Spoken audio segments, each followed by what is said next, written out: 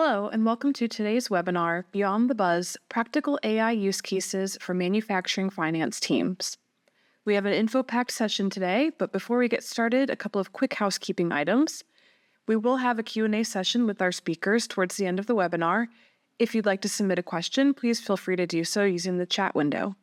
Also, we'd like to invite you to participate in a brief poll on today's content, which you will see on the right-hand side of your screen. I'd like to introduce today's speakers. We are joined by Dominic Nguyen, Technology Sales Support Manager at CCH Tagetik, and Kyle Trainer, Senior Pre-Sales Engineer at CCH Tagetik. With that, I will pass it over to you, Dominic. And welcome, everybody. Kyle, let's give us a little bit of background about yourself. We're all excited to be here. Yeah. Thanks, Dom. I'm excited to walk through everything today. Kyle Trainer here. I've been in this CPM, EPM space for several years now as a sales engineer, a solutions consultant, even have some background in the professional services area. So seen a lot of the end-to-end, seen a lot of finance transformations through my day. Maybe not as much as you, Dom, if you want to give a little bit of your background as well. Great. I'm also excited to be here to talk to you about not only AI, but manufacturing in general. I come from a very strong finance background as well, pretty much my entire career, planning, budgeting systems, working in consulting capacity, manufacturers from an industrial manufacturers, products, or even people that are part of the supply chain. So very excited to welcome everybody. And with that, I think the big topic here really is in terms of AI. Just a quick high level on that. It's a key buzzword in the industry. I don't know if we can actually go a week by or even a day by with hearing about something about AI. But I think one of the notables here is that it's here to stay. I know several years ago, a lot of people talking about it, a lot of skepticism, but now it's turned into more optimism, along with the agentic AI in terms of being able to learn. And really the key here is to help improve FP&A processes. And our goal today is to go through some of these practical use cases. Kyle, what do you think? Yeah, it's been quite a leap that we've seen as of recent, Dom, when it comes to, artificial intelligence, everything it really can offer to finance professionals out there. I don't think it's taking our jobs quite yet, but it's really a great support system. And there's a lot of great use cases that I think we're really excited to walk through today. Okay, great. Before we get into some of those use cases, it's also, I think, important to talk a little bit about high-level trends in finance. Two notables here that I'll mention. Number one, rapid market changes. I think we all can agree with the tariffs, the ongoing, macroeconomic conditions really can impact our business. And I think it's important to note that these are things that CFOs and directors of finance, VPs of organizations need to worry about. In addition to that, expanding regulatory requirements, whether you're a U.S.-based, international, FASB, GAAP and IFRS. I mean, all these things are very important, or new regulations around, with the evolution of Bitcoin and so forth, just changing the dynamics of the industry. Other notables that you see out there, Kyle? Oh yeah, I talk a lot. I'll just pick on a couple of these, Dom. Higher data volumes. The next one over there, that's one I talk about a lot with my network. Data is such a key element, especially when we talk about artificial intelligence. The fact of the matter is just there's more and more data today. It's coming from different sources. How do I actually leverage that to my benefit and be more efficient around data? So data is always top of mind for me. Also, when we're talking about really unlocking that next level in that finance journey, really finding a platform, the digitalization and adoption of AI through that. Unfortunately, we have a lot of our customers that have come from that Excel-based manual background and are really trying to look for that next leg up and can see what the AI and ML models out there can really help with. So that's just another really key factor that, of course, we're going to be diving in today. Yeah, great thoughts on the macroeconomics. So what do you think the CFOs are facing today? Oh gosh, yeah. A lot of great circles here, Dom. I look at a couple of these. Quality and accuracy is one that really sticks out to me. Especially when I'm just referring to the data side of the house here. How do I get to the right answer? How do I get to it quickly? How do I know that it's correct? How do I have something to back that up? And also keeping pace with that environment as well. Again, things are changing every day, every hour, especially in some of these, large manufacturing environments. It is very important to be as quick as you can in those types of environments. What about you, Dom? Awesome. Yeah, I agree with those points. I think to add, I would say higher data complexity and increased data analysis that kind of go hand in hand. I think with especially around with manufacturers, right? It's pretty rare to see the organizations of similar sizes like yourself with just one system. It's going to be multiple systems and the Mm. need to have more analysis, which is the key, right? Staying ahead, keeping pace with the competition or really exceeding that competition. But I think those are big areas. Obviously, there's other key areas like digital transformation and being more efficient. Which brings us to really a big topic. We talk a lot about data, the ultimate competitive advantage. Earlier, I alluded to data being very important. I think it all starts with that foundation.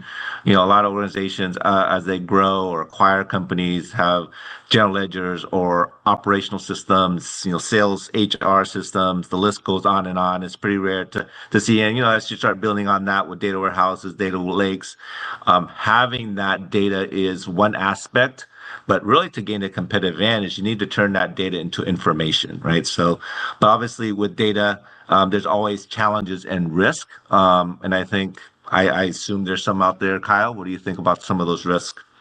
Yeah, yeah. I mean, it's a really good point, Dom. And we've already, I think, harped on data quite a bit already, but I think it just really stresses the importance of it.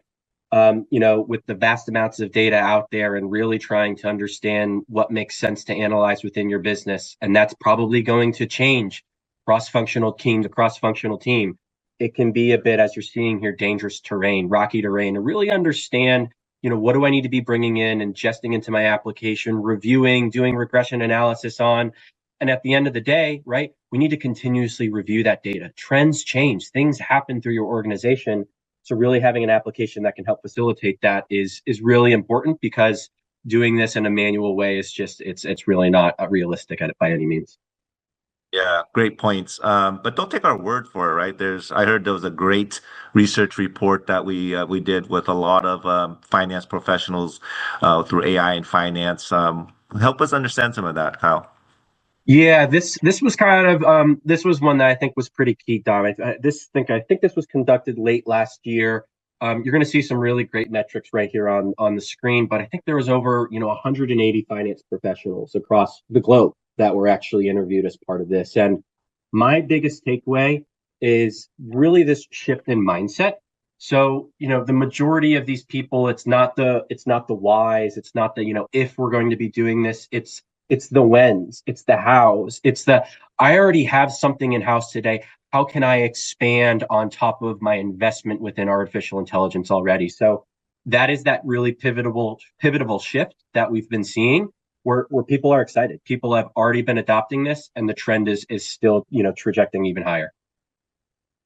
Absolutely great points. But with anything, there's always going to be, even though there's great positive momentum out there, challenges and risks and perceptions, I think is key. I think, as we go through some of this tech and data, I think a big one there is just the lack of skills and expertise. I don't know if you read out in the marketplace, I don't know, Meta was paying billions of dollars for people just to get their skill sets, right? Crazy to kind of think that.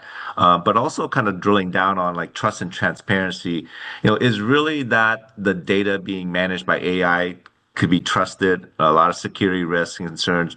That's a big question mark. So something to consider as an organization, but also adding to the resource, obviously everybody's clamoring to get more resources to build their infrastructure, to push the momentum to be more efficient with AI. I think the last one's a big one, right? Around change management, the impact to workforce. Our jobs aren't going to be going away, but it is a huge risk of job displacement. But overall, I think it's good to understand the positives, also good to understand some of the challenges and risks as well.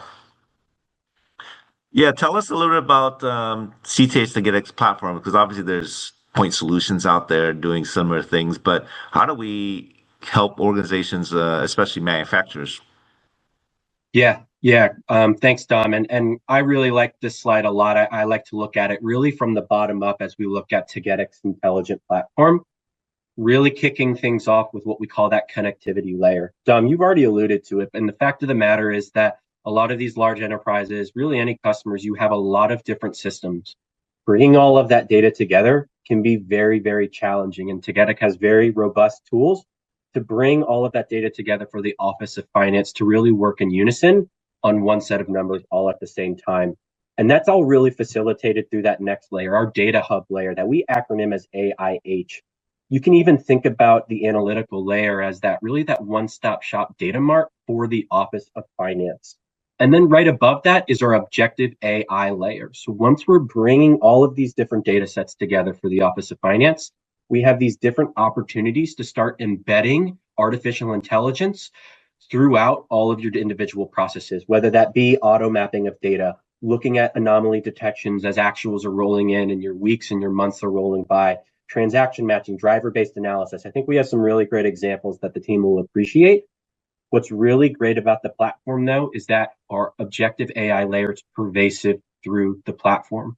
So whether you leverage Tagetik for your financial close and consolidation process, or augmented close through account reconciliations, or ESG or corporate tax, or Dom, I know you're really big on extended planning, you have the opportunity to really embed in these different AI elements throughout each different module.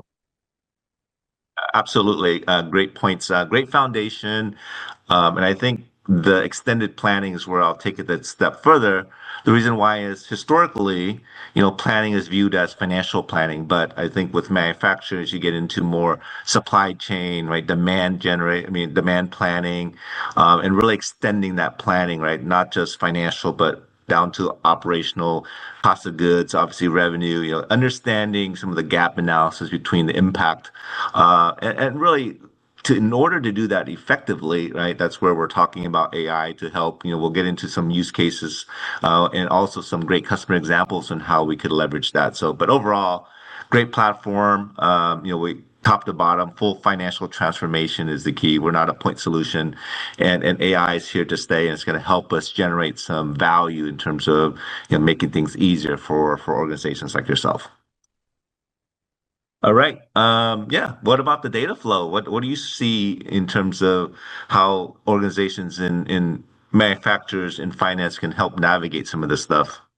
Yeah, Dom. I think, like peeling back the onion a bit, really taking a closer look at, how do we get to these end insights, right? When we think about the predictive intelligent analytics and being able to leverage, natural language processing to have AI actually retrieve data for me quickly, right? First and foremost, in order to really effectively harness this power of AI, we need to ensure we have the right data. We need that data in the correct structures, and we need a lot of data, right? It's hard to run a statistical model on just a couple months of historical data, right? It's a lot easier said than done, which is why having these tools to easily ingest data, massage it if needed, that's really, really important.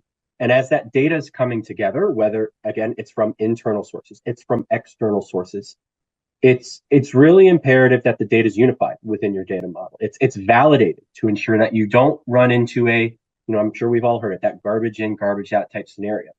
It's funny, I find it ironic that you need clean and accurate data for AI to work effectively, but you can also leverage AI to make sure your data is clean and accurate. And we'll be talking about how Tagetik can really help you through that journey.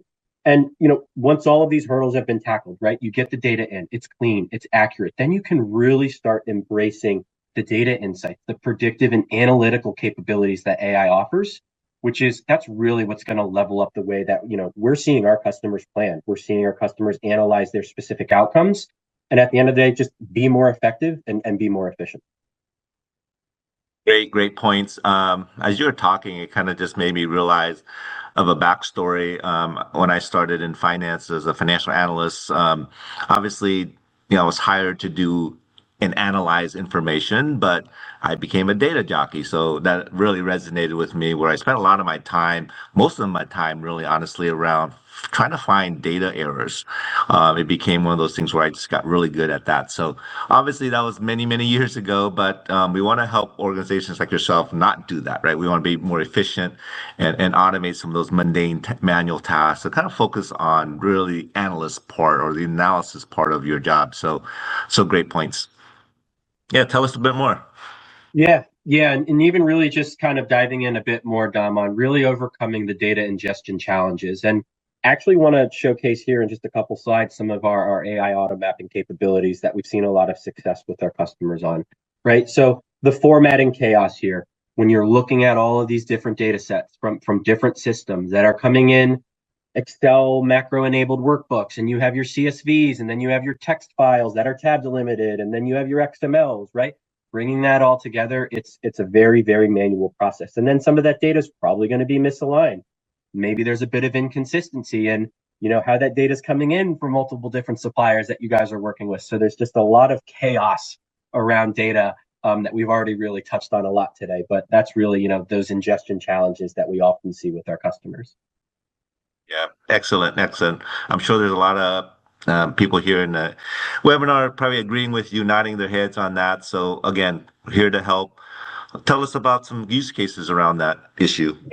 Yeah, we have a great use case here. This is actually with one of our customers. They're a top automotive company.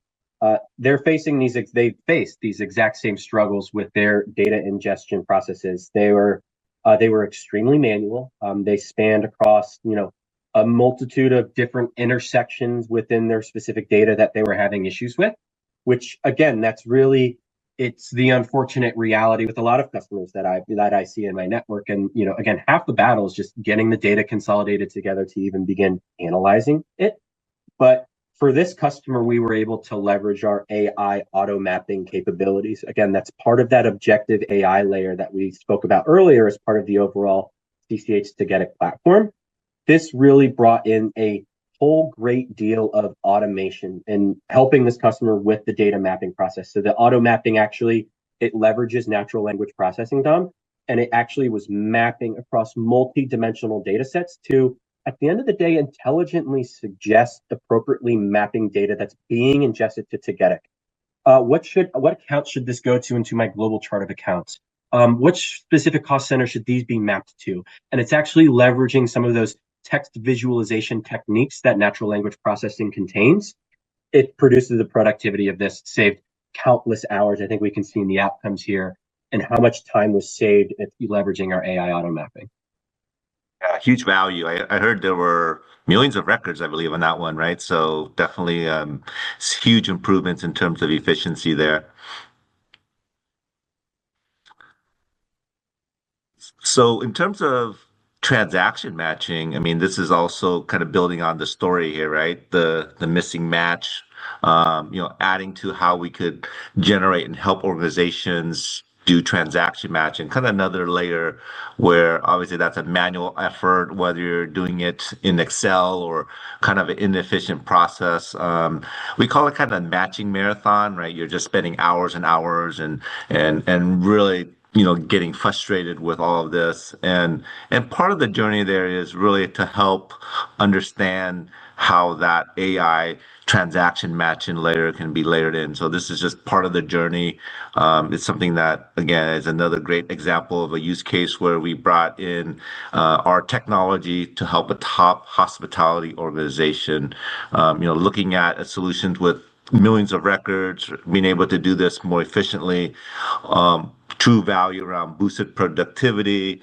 But at the end of the day, we're all here to save time. We want to get home at night, want to be able to spend time with our families. We want to walk the dog, and all these things really, in my opinion, is not just going to help us, but it's going to really allocate our time into more efficient areas, in my opinion, right? So don't think of it as like, well, I'm gonna not be able to do a certain task. No, think about it as like, what other value-added task that I can replace by removing some of those manual efforts. So this is kind of what this organization did. So what about anomaly detection? What are your thoughts and what are your experience with that? Yeah, this is one I think just from some of my background, Dom, a bit near and dear to my heart, especially when, again, talking about the vast amounts of data are coming in, starting to analyze and understanding where trends are from, a forecasting perspective. That is very challenging to do. It is very hard to understand when I have tens of thousands of transactional rows coming in of historical data. Well, where is this needle in a haystack? How do I actually understand if that is an anomaly at the end of the day? And with CCH Tagetik, we have some really great tools for anomaly detection. At the end of the day, providing our end users the capability to really understand their data in a bit more way, right? So I might have an anomaly come out, right? And I might have to go review that data. Maybe it was raining in a certain region and the sales were down in our retail space because people weren't out and about, right? These are the types of really detailed levels of conversations that we want our customers to have, Don, right? And I think you kind of alluded to that, right? Once we giving our people the automation and the tools that they need, they can really spend their time elsewhere to really start helping understand what's actually going on. So our anomaly detection really brings those things to the surface immediately, and they can really understand what's going on, and they can actually, accept or reject these outliers as well. The machine learning will train against that and, get better and better as time goes on. Great point.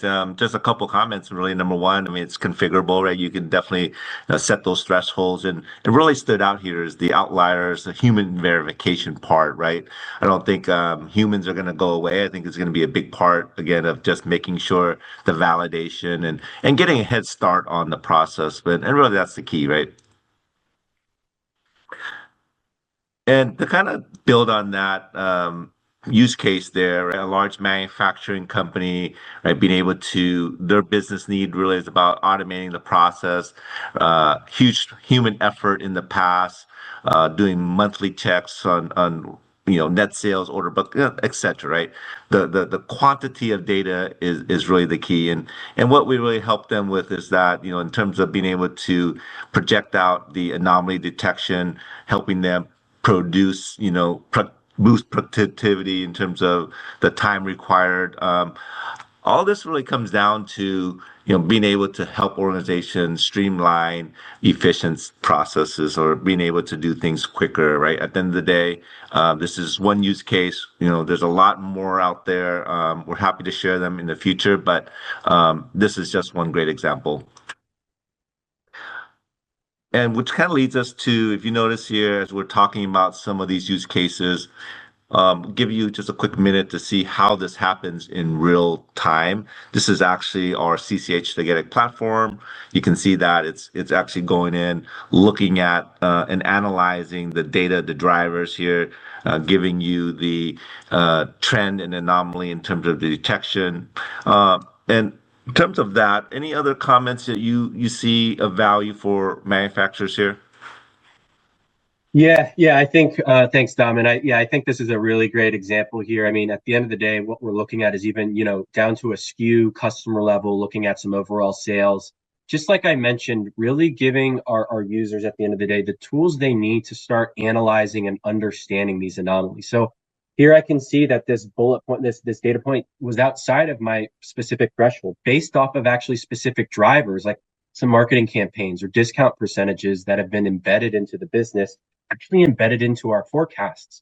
So we're allowing our users to really understand this. The system's actually even generating a narrative for them, really understanding what that impact was. So they can actually come in and understand, and if need be, maybe reach out to those cross-functional teams to start understanding this at a deeper level. But at the end of the day, right, what would a user be doing here? Accepting or rejecting that outlier and allowing the machine learning model to get better and better and let those forecasts become more accurate. Great points. Yeah, give us your great insights. I know you've worked a lot with manufacturers. Actually, this is one of our key verticals here in terms of key areas around AI driver base and predictive forecasts. What are your thoughts? This is a crucial one. This is a crucial one in my opinion. When I think about all of the, the scenario planning and the what ifing that I'm sure a lot of the organizations here on our call today have been trying to focus on. I mean, Dom, you've already talked about, the tariffs, inflation is still kind of top of mind for us. So there's a lot of different elements, even from a macro perspective, where, how can I have a system actually review what's happened in the past, review these different data sets that have come in unison within an application, and really start understanding in a driver-based fashion, how can I actually plan? How can I start de-risking things? What if this would potentially happen? How is it going to affect our overall business? Driver-based analysis, again, I like to see it done at a very macro level, though we can get very, very detailed down into the right utility prices at a certain production facility and start understanding, what lines should or should not be run based off of, margin analysis techniques. So there's a lot of different ways, Dom, that I've seen a driver-based AI modeling really support a lot of accuracy within organizations. Insights, and as you mentioned, just to kind of solidify your comments there, right? A medium banking company here leveraging those similar use cases for, enhancing accuracy, leveraging additional drivers. I think you talked a lot about that earlier in the presentation. It could be, weather data, it could be pretty much anything, but drivers is important, and to really understand where those are coming from. They could be coming from many different sources and how they impact your business. But the goal there is to empower the forecast with more efficiencies around AI driver base. And here's just a quick example. Tell us what's going on here. Yeah, so looking at some of just the native workflow functionality within Tagetik. Again, when we talk about drivers, internal data sets like those marketing campaigns, maybe some discount percentages, what's your overall sales staff, as well as external data sets. We want to bring in and allow AI and the machine learning to really run through all of these different, at the end of the day, transactional levels of data sets to understand what those key variables are, right? At the end of the day, what do I want to start embedding into my plans and seeing what the overall impacts are? Again, something I talk about a lot, Dom, with some of my network is your drivers are going to change, right? I've said marketing campaigns a couple different times now. That marketing campaign that you ran last year, it might not be as effective this year. That's something that you're going to want to analyze. By the way, that's something that would probably show as an anomaly in your anomaly detection process, right? So I actually like to marry up anomaly detection and driver-based analysis together, because at the end of the day, we're really molding in all of these different data sets together and analyzing these things as months are rolling forward. Yeah, great points. And yeah, you're right. It's not just the multitude of drivers, but in terms of modeling, you continually have to always modify that, make changes, and in a manual environment, it just takes a lot of time. Whereas we automate these processes, kind of give us a trend. Looking at historical actuals or projecting out with all these drivers and really seeing the impact. So great point. This next one here, really to drive home the overall picture here is, around predictive intelligence or forecasting. It's near and dear to my heart because, forecasting, in my view, is the key strategic initiative with a lot of FP&A professionals. Traditionally, it's top down, bottoms up. We talk about driver base, but really the goal is to get more forecasting done. I see a lot of organizations work with a lot of CFOs where they just don't do enough of them. Number one, mainly because they're either in Excel or they're using some inefficient process, so they tend to do it less frequently. The trend in the industry actually is to do more, and predictive intelligence really allows us to do that, right? The automation to add another fourth layer to a forecasting option based on some of the traditional aspects of bottoms up, top down. But now we can use automated intelligence to have a predictive model, have different scenarios, best case, worst case, different versions to compare them to. But most importantly, right, we're doing that in a fashion that can be repetitive, so it doesn't take a lot of time. Similar to what we have helped this large manufacturing company, right? Number one, business need is to reduce manual effort and time. I think over and over again, we've said this over and over, right? Becoming more accurate, but also reducing that manual effort to boost productivity.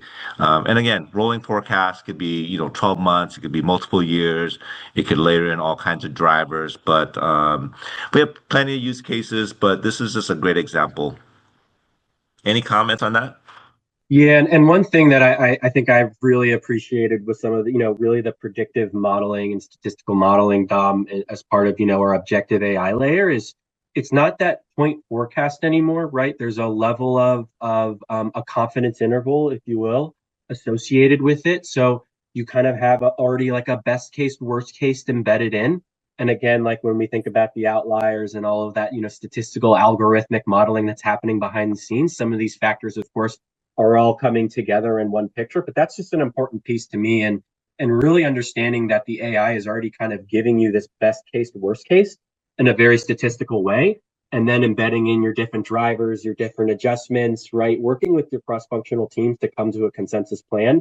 And again, maybe doing this down at an item, customer, plant-based level, maybe having a long range, forecast that's, 3-5 years out. Doesn't really matter for us within Tagetik. You're going to be able to leverage that AI layer and any flexibility there.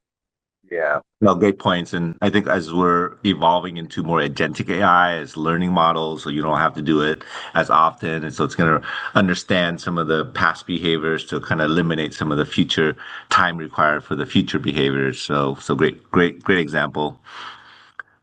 So just to kind of summarize, and I think Kyle and I are all in agreement in terms of AI and how it's going to help, finance. But it's important to kind of understand this finance data flow, right? I think we mentioned it over and over, but many areas from AI auto mapping to transaction matching, moving along to anomaly detection, et cetera. So really the goal is to not have to do everything at once. And we definitely agree that crawl, walk, run approach is important. But the key is that the platform allows you all these value and benefits in the long term. And it's something that a lot of finance professionals are considering, sounds like from the polls. But definitely agree that it should get started sooner than later, in my opinion. I think a lot of people are embarking on that journey. So, Kyle, your thoughts? You just hit the nail on the head, Dom. The word that sticks out to me, especially on this slide, it's the journey. It's the crawl, walk, run. It can take time to get off the ground and running, really. But once you have everything together, once you've really understood your data, which is really half the battle, I think we've kind of alluded to that today, then you really elevate that overall efficiency to spend time where it matters most. And I think that's really where some of this objective AI layer within Tagetik is really unlocking for a lot of our customers, is the automation with AI to really get you those insights that you need quickly. But again, it's a journey. Start with one of these areas. Maybe one of these areas is something that you already have, which is great, or you're looking to expand on. So it is that journey, and hopefully everyone here can expand onto it. Yeah. Yeah, definitely welcome the journey, and definitely reach out to us if you have any additional questions, and we can dive deeper for you. But overall, I think if we were trying to leave you with some few points number one, right? Just we talked a lot about managing the multiple data sets and the large volumes of data, increasing productivity, and most importantly, to kind of unlock the hidden insights. I like that word too, because a lot of organizations want to get more into information and analytics and so forth, and expediting that decision making, right? All these are huge value benefits to your organization. So you agree with that? Yeah, and I mean, to be honest, I'm looking right at the middle one. Increased productivity, guys. I mean, to me, that's a huge component of all of this. It's not here to take our jobs. It's really that assistant, if you will. Hopefully, it'll serve us our coffee in the mornings at some point in time here soon. But it's really here to boost that productivity and accuracy, and giving us that automation to then unlock those hidden insights and really expedite the decision making. Thank you, Dominic and Kyle, for that great presentation. Now let's turn it over to the Q&A portion of the webinar. So our first question is, AI is used for rolling forecasts for sales, but what about the expenses part? Yeah, and I can take this one, and I'll try to break this down a bit more, and maybe this is just from my a bit of a technical background for everyone in the audience today. But at the end of the day, a forecast is a forecast. The data behind the scenes, as long as we have enough historical data to support a forecast, make it sales and volume analysis, make it expense or accounts. I'll say, to me, it doesn't really matter. To a machine, that part doesn't really matter. You're really just trying to unlock that automation piece. So it can be on the expense side as well. And Dom, I don't know if you have any comments there. Yeah, I think keep it short, 100% agree. Revenue expenses, we can even drill in further to other areas as we drill down to what type of expenses, right? Headcount expenses, different parts of the supply chain, et cetera. I mean, all of that could be very helpful. And to us, it's just a lot of additional drivers and things that we can help with.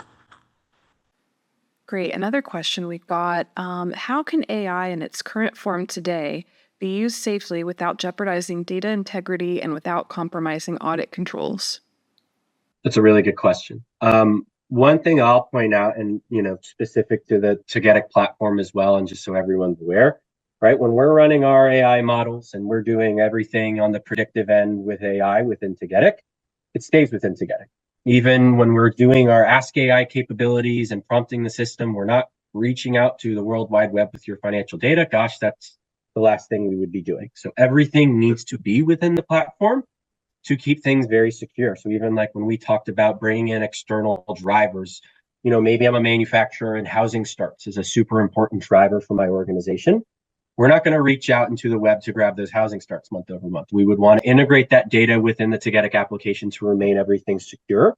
And of course, from an auditing perspective, and where is the origin of some of that data, Ralph, there's a lot of dimensional elements within Tagetic that would support some of that tagging, if you will, whether that's our category dimension or just from an auditing perspective, understanding, some sort of processing of AI actually did a certain job for you, if you will. So lots of different ways to audit that as well.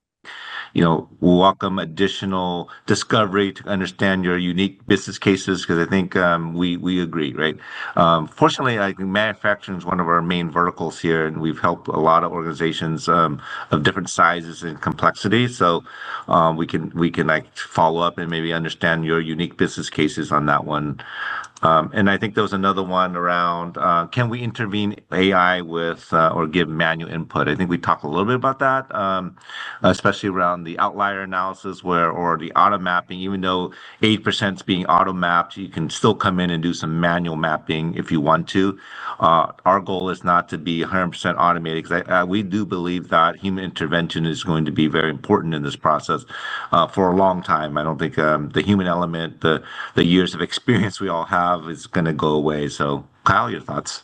Yeah, I have a little saying, Dom. I forget where I got it from, but right, AI, it's automation. It's not auto magic. So yes, it's going to give you a very strong foundation and an accurate foundation. But just like you said, Dom, we want that user input. I mean, at the end of the day, the users out in the field know their customers the best. They're the ones having the phone calls. There's only so much that a model can do reading off that data, right? There's still that real life element that we need to start embedding into our plans through manual adjustments, inputs, et cetera, et cetera. Here's an interesting question. Where in manufacturing are you seeing the best ROI when it comes to AI projects? Good question. Best ROI? Yeah, it's a good question. I would probably lean towards the auto mapping just because I believe when you start dealing with millions of records and the data volumes around some of the use cases we talked about, huge ROI because you're not spending many weeks and months around that and really understanding how we can help. So I think obviously there's other areas, but that came top of mind to me. Yeah, I do think we've seen the most time savings from an auto mapping perspective and really getting the data in, but also from the predictive forecasting side. A percent reduction in forecast is, like a 4% reduction in finished good inventory in specific verticals. So there's a lot of benefit in being more accurate. So whether that's just leveraging some statistical modeling that maybe you don't have today, or finding those really key drivers that are driving the business, of course. If you can be a bit more accurate, there's some really great content out there on what that can actually do to the bottom line in terms of inventory. Okay. Great point. I would probably agree with that too. I think there was a good customer story where my consulting days in my past were, a lot of us are used to doing manufacturing of goods, but I think they were doing meats, millions of pounds of meat. So an inaccurate forecast that's a penny off could be a huge impact to the bottom line as a good example. So huge ROI, we're talking lots and lots of money. So I would agree with that as well. Great. Now, do you have any suggestions on how to build a business case to get started when you have leaders who are very skeptical of AI?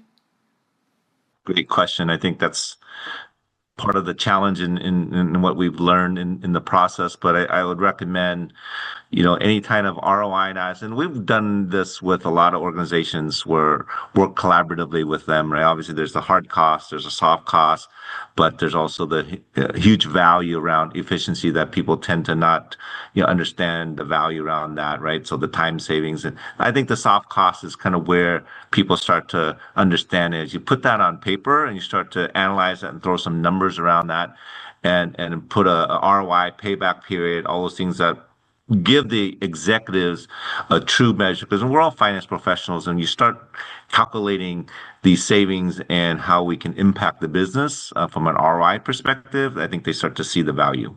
Yeah, no, I would totally agree with that. I hate to say, do a time study because we've talked about, the time savings associated with that.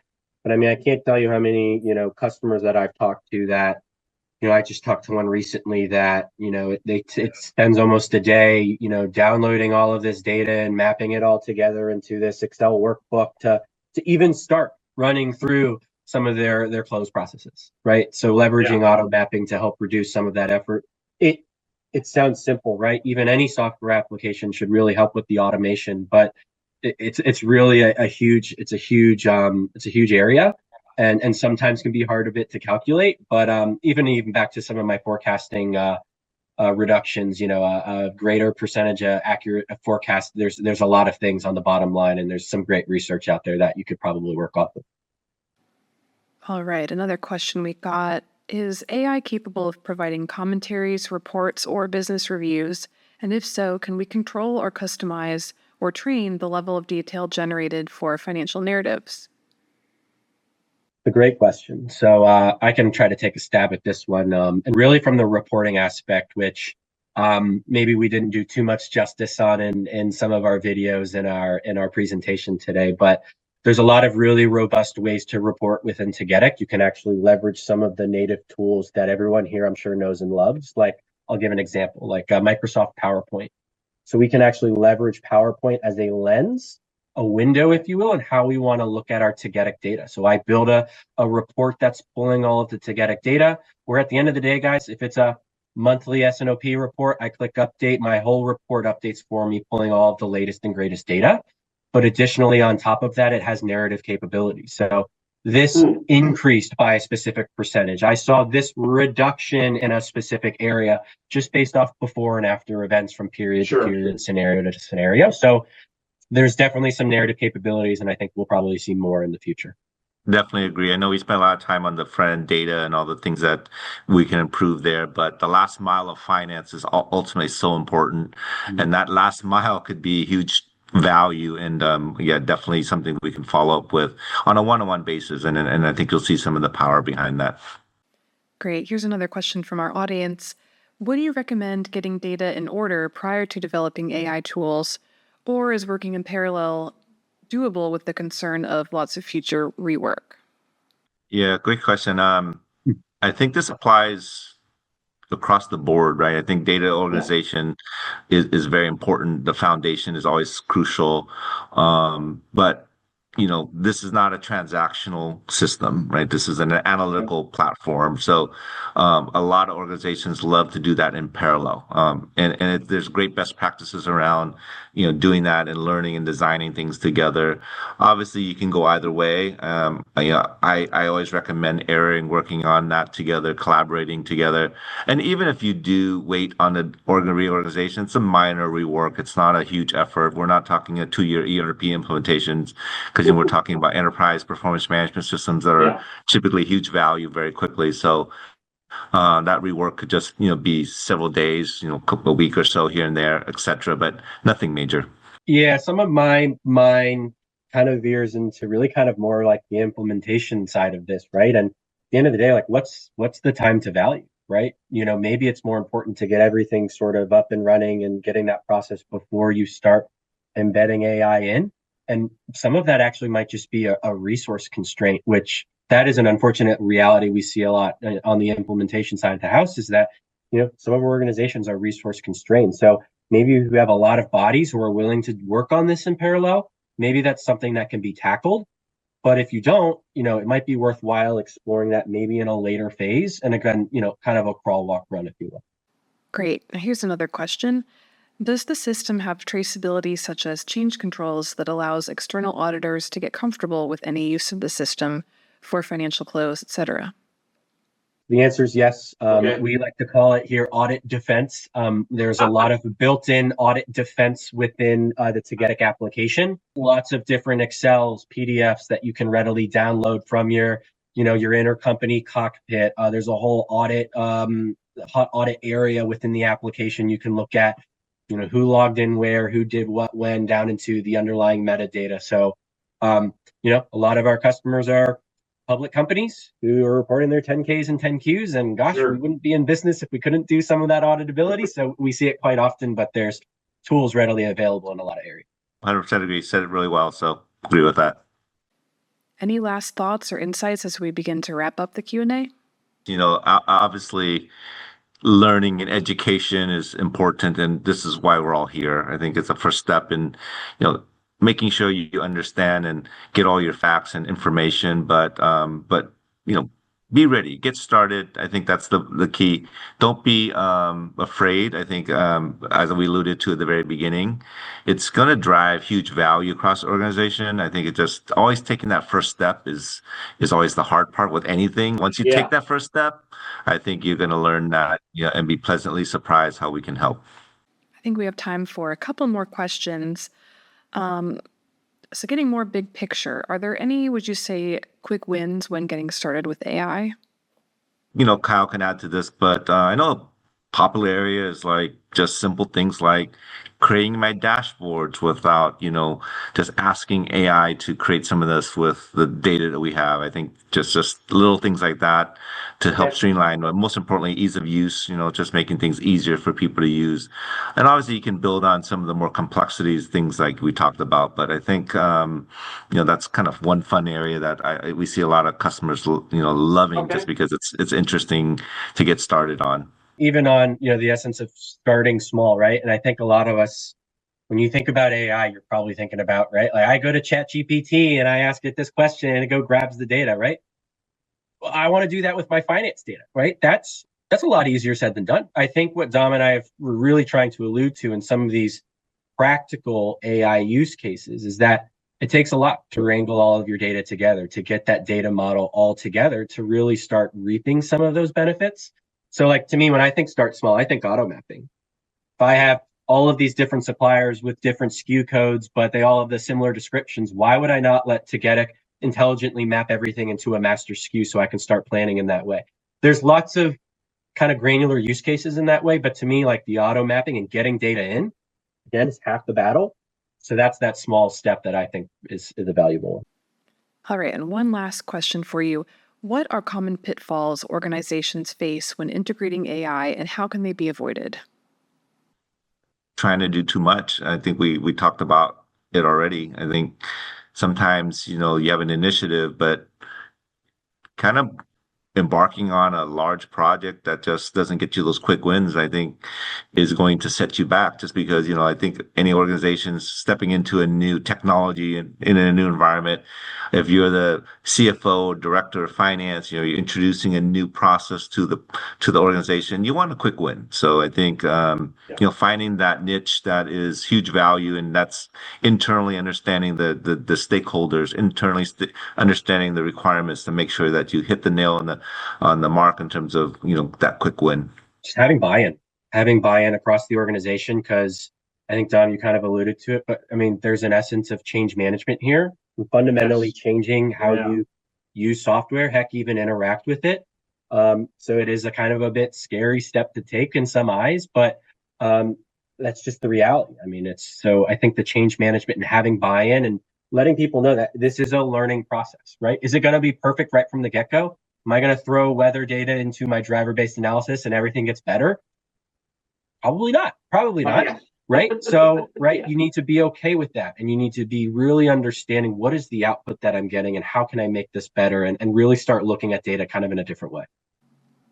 Great. Well, I think that just about wraps up today's webinar. Thank you to Dominic and Kyle for your insights, and thank you to our audience for joining us today. If we didn't get to your question during the Q&A, we will be sure to follow up after the webinar concludes. Thank you again, and have a great rest of your day.